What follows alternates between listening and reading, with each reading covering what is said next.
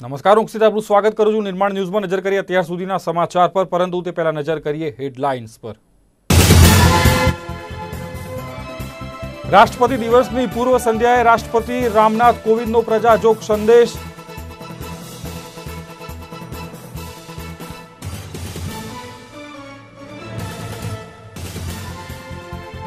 ગૃહમંત્રી Amit શાહનો corona report negative આવ્યો. અમિત શાહે ટ્વીટ કરી આપી જાણકારી.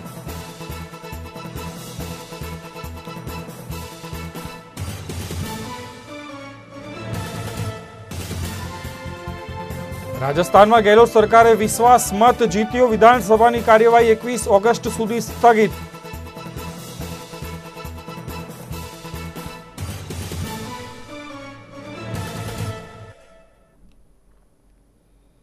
નમસ્કાર, હું ક્ષિત આપનું સ્વાગત કરું છું નિર્માણ ન્યૂઝમાં. નજર કરીએ અત્યાર સુધીના સમાચાર પર અને વાત કરીએ રાજસ્થાનની.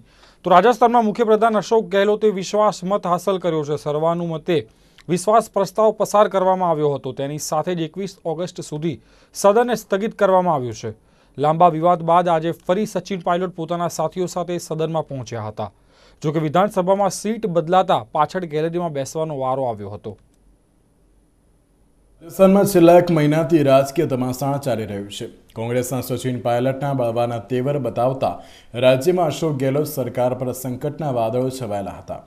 જોકે સચિન પાયલટની સાથે કોંગ્રેસના મનમાણા થઈ ગયા છે, જેના પગલે રાજસ્થાનના મુખ્યપ્રધાન અશોક ગેહલોતે વિશ્વાસ મત મેળવી લીધા છે, જે બાદ કોંગ્रेसમાં खुशीનો माहौल જોવા મળ્યો હતો. जो प्रदेश की सरकार विश्वास मत लाई थी उसको बहुत अच्छे बहुमत के साथ सदन ने आज पारित किया है और जो भी अटकलें लगाई जा रही थी उसको आज विराम मिला है.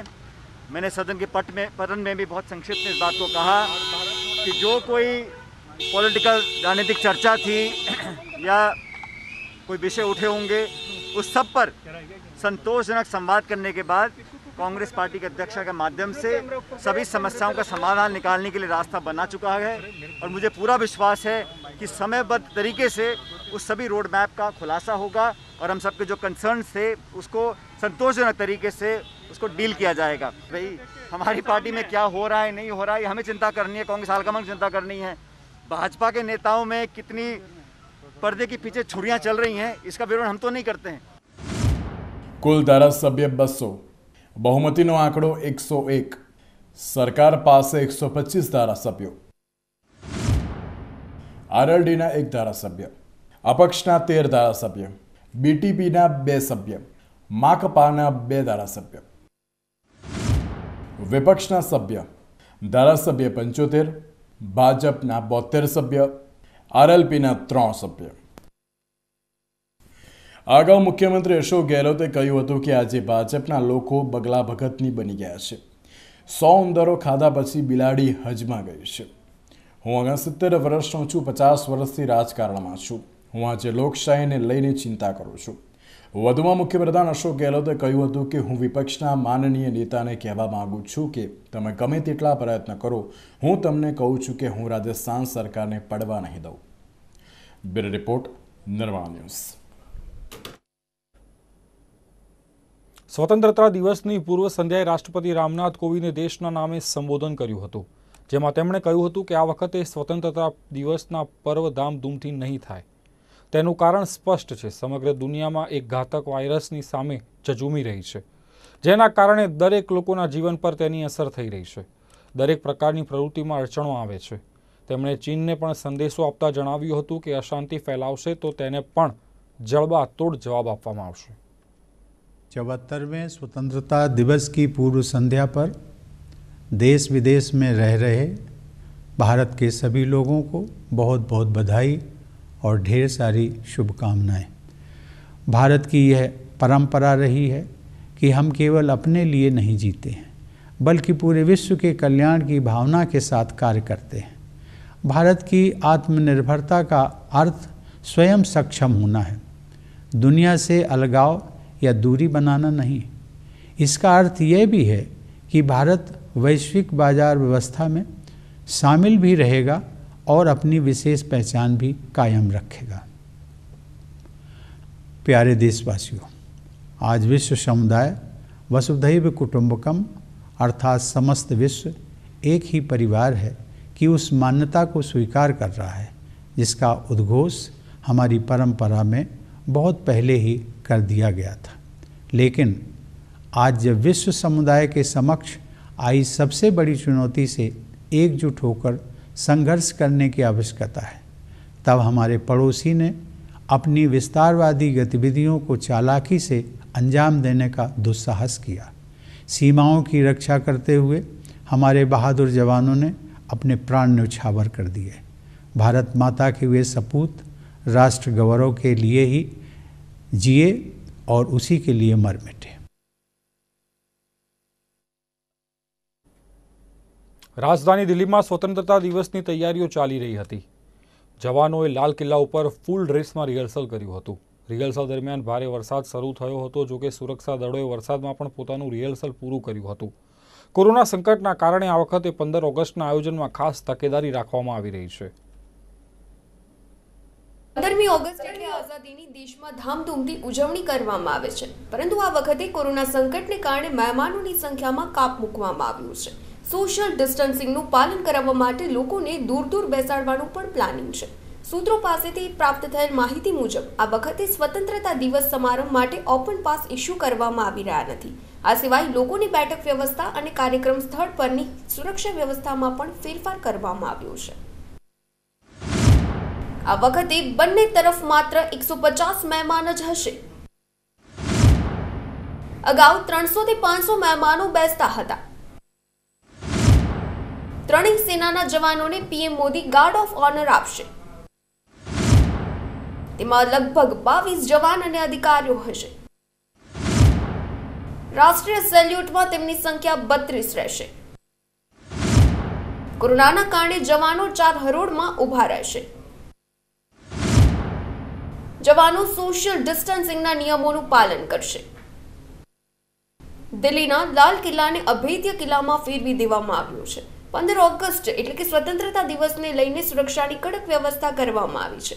આવતીકાલે વડાપ્રધાન નરેન્દ્ર મોદીએ લાલ કિલ્લાની પ્રાચીર પર ત્રિરંગો ઝંડો લહેરાવશે। કોરોના સંકટના કારણે આ વર્ષે કાર્યક્રમના આયોજનમાં પણ ઘણા ફેરબદલ કરવામાં આવ્યા છે અને સોશિયલ ડિસ્ટન્સિંગનું પણ પાલન કરાવવામાં આવશે। બ્યુરો રિપોર્ટ, નિર્માણ ન્યૂઝ।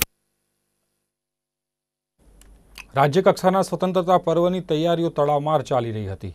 કોવિડની સ્થિતિ વચ્ચે રાજ્ય કક્ષાનો સ્વતંત્રતા પર્વ ગાંધીનગરના સેન્ટ્રા વિસ્ટા ખાતે યોજાશે, જે માટે આખરી તૈયારીઓ કરવામાં આવી રહી છે। મુખ્યમંત્રી વિજય રૂપાણીની ઉપસ્થિતિમાં યોજાયેલ આ કાર્યક્રમમાં રાજ્ય કક્ષાના સ્વતંત્રતા પર્વમાં કોવિડની સ્થિતિના કારણે સીમિત માત્રામાં લોકો ઉપસ્થિત રહેશે। કેન્દ્ર સરકારની ગાઈડલાઈન પ્રમાણે સોશિયલ ડિસ્ટન્સિંગનું પાલન કરી કોરોના વોરિયર્સની ઉપસ્થિતિ અને કોરોનાના માત આપીને આવેલા દર્દીઓની ઉપસ્થિતિમાં કાર્યક્રમ યોજાશે।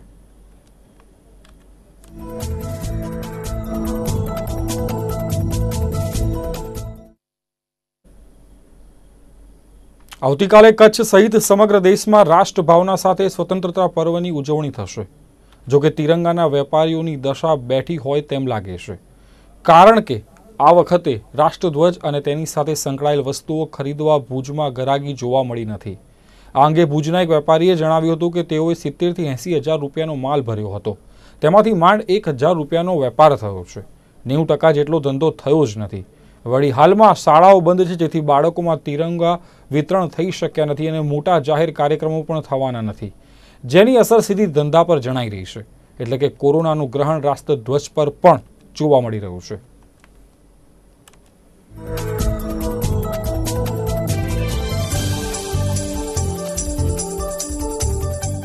રહી વાત રાષ્ટ્રધ્વજની ધંધાની વાત, તો મને એમ લાગે છે કે આ ફેરે 10% જ ખાલી ધંધો છે, 90% ધંધો કપાઈ ગયો છે।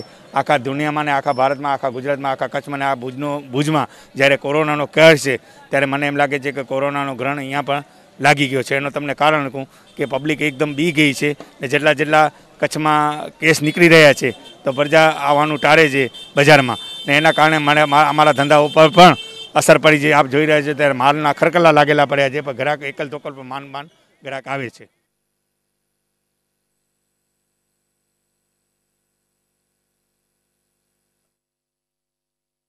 રાજ્યમાં કોરોના વાયરસના કેસોમાં વધારો યથાવત રહ્યો છે, છેલ્લા 24 કલાકમાં ગુજરાતમાં કોરોના વાયરસના 1087 નવા કેસ નોંધાયા છે। આ સાથે જ રાજ્યમાં કુલ 76,569 કેસ થયા છે। છેલ્લા 24 કલાકમાં રાજ્યમાં કોવિડ-19ના કારણે 15 દર્દીઓના મોત થયા છે। આ સાથે જ મોતનો કુલાંક 2748 થયો છે, જ્યારે 1083 દર્દીઓ સાજા થઈ ઘરે પરત ફર્યા છે। આમ અત્યાર સુધીમાં કુલ 59,522 દર્દીઓને ડિસ્ચાર્જ કરવામાં આવ્યા છે। રાજ્યમાં છેલ્લા 24 કલાકમાં અમદાવાદ શહેરમાં 161 કેસ નોંધાયા છે, તેમજ સુરત શહેરમાં 232 કેસ નોંધાયા છે।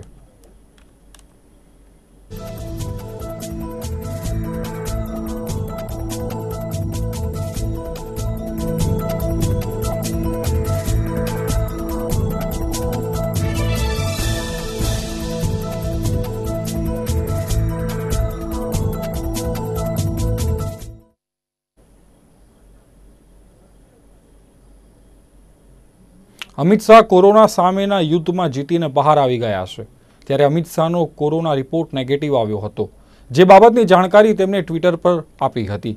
સાથે જ મેદાંતા હોસ્પિટલના તમામ ડોક્ટર્સ અને પેરામેડિકલ સ્ટાફનો પણ આભાર માન્યો હતો।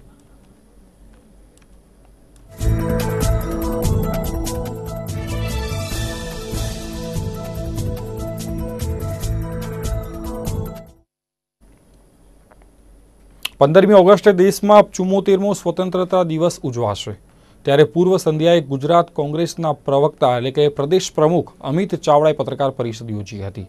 કોરોના મહામારીથી ગુજરાતીઓ ત્રસ્ત છે। 24 માર્ચ સરકાર આગોતરી જાણ વગર લોકડાઉન જાહેર કર્યું હતું। જીવન જરૂરી ચીજવસ્તુઓ માટે નાગરિકોને હેરાન થવું પડ્યું હતું, તેમજ લોકડાઉનમાં લોકો સામે નોંધાયેલા ગુના પાછા ખેંચવા જોઈએ, તેમજ નાગરિકોને સ્વતંત્રતા દિવસની શુભકામના પણ તેમણે પાઠવી હતી। ક્યાંક કોઈક જગ્યાએ કોરોના વોરિયર્સ હોય, ડૉક્ટર્સ હોય કે બાકીના કર્મચારીઓ હોય કે સરકારી કામગીરીમાં આડખીલી રૂપ બનવાના ગુનાઓ પણ નોંધાયા છે, એની સામે કાર્યવાહી થવી જોઈએ। પણ જે સામાન્ય ગુનાઓ છે, જે સહજ રીતે કોઈ પણ જાતના મેલાફાઇડ ઇન્ટેન્સ વગર કોઈ કાર્યવાહીનો ભોગ બન્યા છે, એવા તમામ કેસો પાછા ખેંચાવા જોઈએ। મારી જાણકારી મુજબ ગુજરાતના આવા નાગરિકો પર લગભગ 1,75,000 જેટલા ગુનાઓ નોંધવામાં આવ્યા છે। એક પરિવારમાં 5 વ્યક્તિઓ ગણીએ તો લગભગ 10 લાખ લોકો આ સીધા આ ગુનાઓને કારણે હેરાન પરેશાન થવાના છે। આ તમામ ગુનાઓ પોલીસ દ્વારા નોંધવામાં આવ્યા છે। કાલ ઉઠીને એને કોર્ટમાં રજૂ કરવાના કે બાકીના કિસ્સાઓમાં પોલીસ અને વહીવટી તંત્રને કોર્ટ પર પણ આ ગુનાઓને કારણે ભારણ વધવાનું છે। ત્યારે 1,75,000 જેટલા લોકો સામે જે સામાન્ય કિસ્સાઓમાં ગુના નોંધાયા છે, એવા તમામ લોકો સામેથી આ ગુનાઓ પાછા ખેંચવા જોઈએ, એવી અમે કોંગ્રેસ પક્ષ તરફથી માગણી કરીએ છીએ। ગંભીર ગુનેગારો હોય, ગંભીર પ્રકારના ગુનાઓ કર્યા હોય, એની સામે ચોક્કસ કાર્યવાહી થવી જોઈએ, પણ સામાન્ય કારણસર નોંધાયેલા ગુનાઓ પાછા ખેંચીને આ નાગરિકોને જે તકલીફ કે હાડમારી ભોગવવાનો સમય આવવાનો છે, એમાંથી મુક્તિ આપવી જોઈએ। સુરતના ભેસ્તાણ વિસ્તારમાં આવેલ મકાનનું બાંધકામ ગેરકાયદેસર હોવાનું કહી ₹15,000 પડાવનાર કોંગ્રેસના કોર્પોરેટર સતીશ પટેલ સહિત 2 વ્યક્તિઓ સામે ગુનો નોંધવામાં આવ્યો છે। જો કે આ પ્રકરણમાં પોલીસે એક વ્યક્તિની ધરપકડ કરી છે, જ્યારે સતીશ પટેલને ભાગેડુ જાહેર કરવામાં આવ્યું છે। એસીબીએ લાંચ લેવાના આરોપસર સતીશ પટેલ અને અન્ય 2 વ્યક્તિઓ સામે ગુનો દાખલ કર્યો છે। નોંધાયેલા ગુનામાં ફરિયાદી વ્યક્તિએ જણાવ્યું હતું કે તેના મિત્રનું ભેસ્તાણ વિસ્તારમાં મકાન બની રહ્યું છે। તે દરમિયાન કોંગ્રેસના કોર્પોરેટર સહિત 2 વ્યક્તિઓ સ્થળ પર ગયા હતા અને જણાવ્યું હતું કે બાંધકામ ગેરકાયદેસર છે અને વ્યવહાર કરવો પડશે। વ્યવહાર નહીં કરો તો સુરત મહાનગરપાલિકામાં અરજી આપી ડિમોલિશન કરાવવાની ધમકી આપી અને લાંચ માંગી હતી।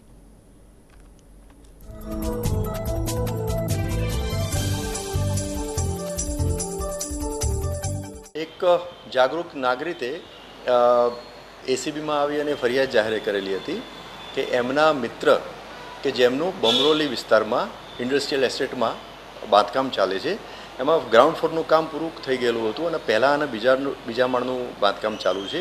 તો એ વિસ્તારના કોર્પોરેટર સતીશભાઈ ચંપકભાઈ પટેલ એમણે અને એમના એક મળતિયા જે છે અભિરાજ એજવા કરીને, એ બંને એમની પાસેથી ગેરકાયદેસર લાંચની માગણી કરેલી અને એમને એવી પણ ઇનડાયરેક્ટલી ધમકી આપેલી હતી કે જો તમે આ અમને લાંચ નહીં આપશો તો તમારું જે બાંધકામ જે છે અમે SMC મારફતે તોડાવી દઈશું. અને જે કોર્પોરેટર જે છે એ ટ્રેપની કાર્યવાહી દરમિયાન ફરાર થઈ ગયેલા છે, એ મળેલ નથી.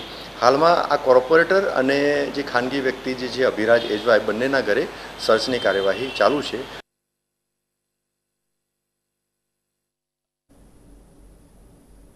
રાજ્યમાં જૈનોનો પવિત્ર તહેવાર પરવાદિરાજ પર્વ પર્યુષણ મહાપર્વની 15મી ઓગસ્ટથી શરૂઆત થશે, જેમાં કોરોનાના સંકટને લઈને આ વર્ષે આ પર્વની ધામધૂમપૂર્વક ઉજવણી થઈ શકશે નહીં.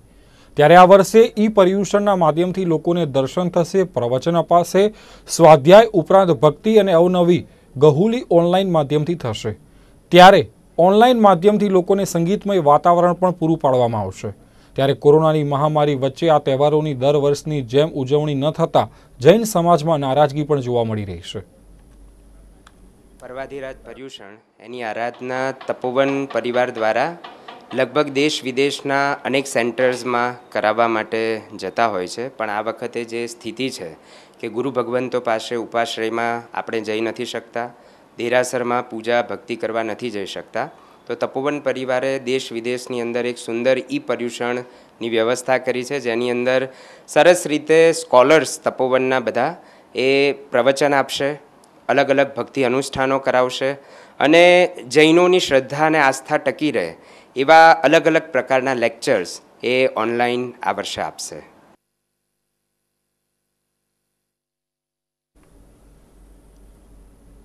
સાબરકાંઠા જિલ્લાના ખેડૂતો માટે રાહતના સમાચાર છે. જિલ્લાના ખેડૂતોને ખેત પેદાશના રાસાયણિક ખાતર માટે હવે લાઈનોમાં ઊભા રહેવું નહીં પડે. જિલ્લા ખેડૂતોને જરૂરિયાત મુજબથી રાસાયણિક ખાતર મળશે. સાબરકાંઠા જિલ્લામાં રાસાયણિક ખાતરનો રેન્ક પોઈન્ટ મળવાને લઈ જિલ્લામાં જરૂરિયાત મુજબ ખેડૂતોને ખાતર મળી રહેશે. સાબરકાંઠા જિલ્લામાં ખાતર મેળવવા માટે અગાઉ ખેડૂતોએ મુશ્કેલીનો સામનો કરવો પડતો હતો. જ્યારે રવિ સિઝન હોય કે પછી ખરીફ સિઝનના વાવેતર સમય અને વાવેતર બાદ ખેત પાકોમાં અલગ અલગ પ્રકારના રાસાયણિક ખાતરની જરૂરિયાત હોય છે. ત્યારે જરૂરિયાતના સમયે ખાતરનો જથ્થો જિલ્લાના ખેડૂતોને નહીં મળતો હતો. પરંતુ સાબરકાંઠા જિલ્લામાં રેક પોઈન્ટની ફાળવણી થતાં આજે 3000 મેટ્રિક ટન ખાતરની પ્રથમ દિવસે થઈ હતી. ત્યારે હવે ખેડૂતોને જરૂરિયાત મુજબનું ખાતર મળી રહેશે અને ખેડૂતો આગામી સમયમાં પાક જરૂરિયાત પ્રમાણે રાસાયણિક ખાતર ખેતીના પાકોમાં ઉપયોગ કરી શકશે. ઘણા સમયથી સાબરકાંઠા જિલ્લા અને અરવલ્લી જિલ્લાના ખેડૂતો માટેનો જટિલ અને વિકટ પ્રશ્ન હતો, જે સાબરકાંઠા જિલ્લા મધ્યસ્થ સહકારી બેંકના ચેરમેન, ગુજકો મહેસૂલના ડાયરેક્ટર, ગુજરાત રાજ્ય સહકારી સંઘના director, Gujarat state cooperative credit society ફેડરેશનના વાઇસ ચેરમેન આદરણીય ભાઈ શ્રી મહેશભાઈએ છેલ્લા 10 વર્ષથી ભારત સરકાર, રાજ્ય સરકાર અને વખતના વિભાગ અધિકારીઓ સાથે પરામર્શ કરી આજે આ રેક પોઈન્ટ માટે પૂરા પ્રયત્ન કર્યા અને આજના શુભ દિને આ રેક અહીંયા 3000 મેટ્રિક ટન સાથે આવી છે. ત્યારે હું મહેશભાઈને ખૂબ અભિનંદન પાઠવું છું. સાથે સાથે છેલ્લી 10 તારીખે વેસ્ટર્ન રેલવે વિભાગમાંથી એપ્રુવલ મળતા આજે માત્ર 4 દિવસના ટૂંકા ગાળાની અંદર જે ક્રિપ્કો દ્વારા આ રેક અહીંયા મોકલવામાં આવી છે. પાક વાવેતરનો સમય હોય ત્યારે ખેડૂતોએ રાસાયણિક ખાતરના ડેપોએ લાઇનમાં ઊભા રહીને ખાતરની ખરીદી કરવી પડતી હોય છે. ત્યારે ખેડૂતોને જરૂરિયાત મુજબનું ખાતર મળતું ન હતું, જેને લઈને ખેડૂતો ખેતીના પાકની યોગ્ય ઉપજ મેળવી ન હતી. ત્યારે સાબરકાંઠા જિલ્લામાં ખાતરની રેક પોઈન્ટ મેળવવાને લઈને હવે જિલ્લાના ખેડૂતોને સરળતાથી રાસાયણિક ખાતર મળી રહેશે. અગાઉના વર્ષોમાં સિદ્ધપુર અને મહેસાણા જિલ્લામાં રાસાયણિક ખાતરનો રેક પોઈન્ટ હોવાને લઈ ત્યાંથી ખાતરનો જથ્થો જિલ્લામાં આવતો હતો.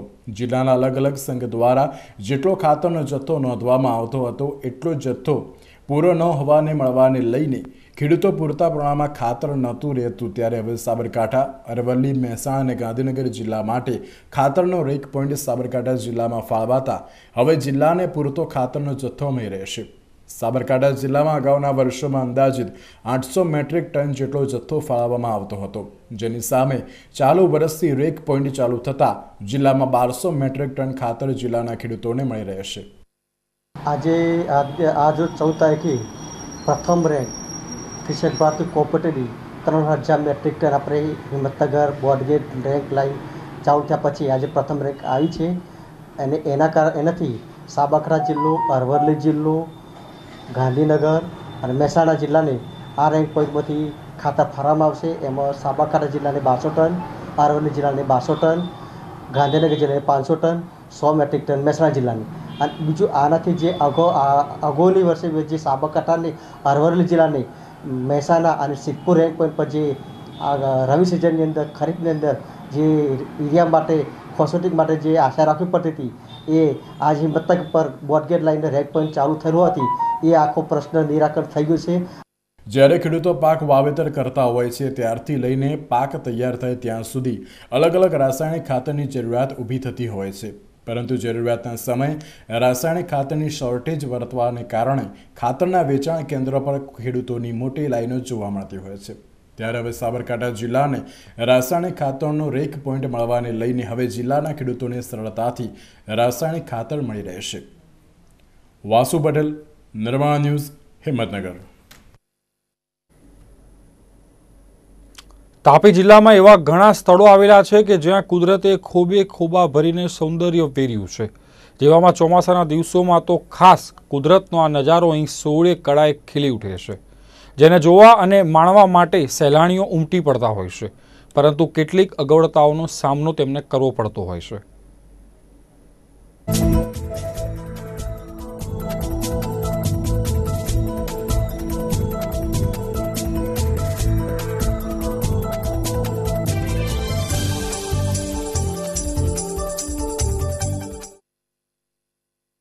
એટલું સરસ વાતાવરણ છે, આહલાદક વાતાવરણ છે. અને હાલમાં વરસાદને લીધે અહીંયા આગળ 200-250 ફૂટ પરથી પાણી પડે છે અને બહુ સરસ વાતાવરણ છે. પરંતુ અહીંયા આગળ આવવા માટે થોડી તકલીફ એ છે કે 4 વ્હીલર ગાડી 1-1.5 કિલોમીટર દૂર મૂકવી પડે છે અને ત્યાંથી અહીંયા આગળ ચાલતા આવવું પડે છે અને રસ્તાનું પણ થોડું અઘરું કામ છે. એટલે અમને એવી ઈચ્છા મનથી એવું થાય છે કે જો આ સ્થળને વિકસિત કરવામાં કોઈ ધ્યાન આપે તો આ એક સરસ એવી જગ્યા પર્યટન સ્થળ તરીકે વિકસિત થાય એવી છે. તાપી જિલ્લામાં એક અનેરી જગ્યા છે એને એટલે એના માટે એના વિકાસ માટે કોઈ ધ્યાન દે એવી અમારી ઈચ્છા છે. તાપી જિલ્લામાં એવા ઘણા પર્યટન સ્થળ છે જે ચોમાસાની ઋતુ દરમિયાન સોળે કળાએ ખીલી ઉઠે છે. તેમાંનું જ એક સ્થળ છે સોનગઢનો આ ચીમેર ધોધ. સોનગઢથી લગભગ 25થી 30 કિલોમીટરના અંતરે આવેલો ધોધ અતિ દુર્લભ છે. ચોમાસાની ઋતુ દરમિયાન તે સોળે કળાએ ખીલી ઉઠે છે. લગભગ 200 ફૂટની ઊંચાઈથી પડતો ધોધને માણવા માટે સહેલાણીઓ આવતા હોય છે, પરંતુ અહીં આવવાનો માર્ગ થોડો દુર્લભ હોવાથી તેને ખાસ કરીને ચોમાસામાં આવી શકાતું ન હોય, જેના લીધે પર્યટકો આવવાનું ઘણીવાર ટાળતા હોય છે. આ માટે સરકારે ધ્યાન દોરી પ્રવાસન વિભાગ દ્વારા આને વિકસાવવાની તજવીજ હાથ ધરવી જોઈએ. નિર્માણ ન્યૂઝ માટે નીરવ કંસારા, તાપી. ગઈકાલથી રાજ્યમાં સાર્વત્રિક વરસાદ નોંધાયો હતો, ત્યારે આજે પણ હવામાન વિભાગે રાજ્યના મોટાભાગના વિસ્તારોમાં ભારેથી અતિભારે વરસાદની આગાહી આપી છે. હવામાન વિભાગ અનુસાર બંગાળની ખાડીમાં સર્જાયેલ લો પ્રેશર અને 2 સાયક્લોનિક સર્ક્યુલેશનના પગલે રાજ્યમાં ભારે વરસાદ વરસશે. કેટલાક જિલ્લાઓમાં તો અતિભારે વરસાદ વરસી શકે છે. રાજ્યમાં વરસાદી માહોલ જામ્યો છે, ત્યારે હવામાન વિભાગે સમગ્ર રાજ્યમાં આગામી 5 દિવસ વરસાદની આગાહી કરી છે. પશ્ચિમ રાજસ્થાન સહિત દક્ષિણ પાકિસ્તાન વિસ્તારોમાં સર્જાયેલા સાયક્લોનિક સર્ક્યુલેશન સિસ્ટમ અને બંગાળની ખાડીમાં સર્જાયેલ લો પ્રેશરને કારણે રાજ્યમાં વરસાદી વાતાવરણ ઊભું થયું છે, જેને લીધે હવામાન વિભાગે આગામી 4 થી 5 દિવસ ભારેથી અતિભારે વરસાદની આગાહી દર્શાવી છે. હવામાન વિભાગે જણાવ્યું છે કે ગુજરાતના લગભગ તમામ વિસ્તારોમાં સારો એવો વરસાદ થઈ શકે છે. ઘણા વિસ્તારોમાં ભારેથી અતિભારે વરસાદ થવાની સંભાવના હવામાન વિભાગ દ્વારા વ્યક્ત કરવામાં આવી છે. लास्ट 24 आवर्स में हमारा स्टेट में सर्वत्रिक बारिश हुआ है. बोथ गुजरात रीजन और सौराष्ट्र कच्छ में वाइड स्प्रेड रेनफॉल हुआ है. आइसोलेटेड प्लेसेस में एक्सट्रीम हेवी रेनफॉल हुआ है एंड बहुत सारी जगह में heavy to very heavy rainfall हुआ है. रेनफॉल का जो सिनारियो है अभी तक 70%. आपको याद होगा कि इवन 5-7 दिन पहले ओनली 40% था. अभी 70% of the total seasonal rainfall जो होता है ऑलरेडी हो चुका है. कच्छ के ऊपर एक Kutch and adjoining south Pakistan के ऊपर एक साइक्लोनिक सर्कुलेशन है between 1.5 and 3.1 and east west shear zone भी है अलोंग 18 डिग्री नॉर्थ. ये तीनों सिस्टम है. हम एक्सपेक्ट करेंगे कि अगले 5 दिनों में पूरा गुजरात रीजन और सौराष्ट्र कच्छ में वाइड स्प्रेड रेनफॉल रहेगा. ક્યાં કેટલો વરસાદ? 15 ઓગસ્ટે નવસારી, વલસાડ, દમણ, દાદરાનગર હવેલી, દ્વારકા, પોરબંદર, વડોદરા, ભરૂચ, ડાંગ, સુરત, તાપી, ગીર સોમનાથ, જામનગર અને કચ્છમાં અતિભારે વરસાદ થવાની સંભાવના. તો અમદાવાદ, આણંદ, બનાસકાંઠા, દાહોદ, ખેડા, મહેસાણા, પંચમહાલ, પાટણ, સાબરકાંઠા, નર્મદા, છોટાઉદેપુર, અમરેલી, ભાવનગર, બોટાદ, જૂનાગઢ, મોરબી, રાજકોટ તેમજ સુરેન્દ્રનગરમાં ભારે વરસાદ થઈ શકે છે. 16 ઓગસ્ટ દ્વારકા, પાટણ, બનાસકાંઠા, વલસાડ, દમણ, દાદરાનગર હવેલી, જામનગર, મોરબી અને કચ્છમાં અતિભારે વરસાદની આગાહી. તો મહેસાણા, ગીર સોમનાથ, જૂનાગઢ, પોરબંદર, રાજકોટ અને સુરેન્દ્રનગરમાં ભારે વરસાદ થવાની શક્યતા હવામાન વિભાગે આપી છે. 17 ઓગસ્ટ બનાસકાંઠા, દમણ, દાદરાનગર હવેલી અને કચ્છમાં અતિભારે વરસાદ થઈ શકે છે. તો મહેસાણા, પાટણ, દ્વારકા, જામનગર અને મોરબીમાં ભારે વરસાદ થઈ શકે છે. 18 ઓગસ્ટ બનાસકાંઠા, સાબરકાંઠા, તાપી, વલસાડ, દમણ, દાદરાનગર હવેલી, ગીર સોમનાથ અને કચ્છમાં અતિભારે વરસાદ થઈ શકે છે. જ્યારે અરવલ્લી, દાહોદ, ગાંધીનગર, ખેડા વગેરે જિલ્લાઓમાં ભારે વરસાદ થઈ શકે છે. हमारा जो जैसे बारिश हो रहा है, जो साउथ गुजरात को जो डेफिसिट था, जो ईस्ट सेंट्रल गुजरात को जो डेफिसिट था, या नॉर्थ गुजरात में जैसे रेनफॉल सिनारियो है, इससे एग्रीकल्चर को काफ़ी फायदा होगा. हमारा जो सॉइल इज गेटिंग सैचुरेटेड, हमारे जो डैम्स है, रिजर्वायर्स है, उसमें काफ़ी पानी आ रहा है. इससे हमको फायदा होगा. વરસાદી સિસ્ટમ સક્રિય થતા માછીમારોને 17 ઓગસ્ટ સુધી દરિયો ન ખેડવા માટે હવામાન વિભાગ દ્વારા ચેતવણી આપવામાં આવી છે. દરિયામાં વરસાદ અને ભારે વરસાદના કારણે હાઈટેડ રહેશે તથા 45 થી 65 કિલોમીટરની ઝડપે પવન પણ ફૂંકાઈ શકે છે. બ્યુરો રિપોર્ટ, નિર્માણ ન્યૂઝ. હવામાન ખાતાની આગાહી મુજબ રાજ્યભરમાં મેઘો મહેરબાન થયો છે. ઉપરવાસ અને છોટાઉદેપુરમાં ભારે વરસાદના પગલે નદી નાળા છલકાયા છે. ભારે વરસાદના પગલે નદી નાળા છલકાતા કેટલાક કોઝવેનું ધોવાણ થયું છે, જેને લઈ સ્થાનિકો તથા રાહદારીઓને ભારે હાલાકીનો સામનો કરવો પડી રહ્યો છે. છોટાઉદેપુર જિલ્લામાં વહેલી સવારથી મેઘરાજા મહેરબાન થયા છે.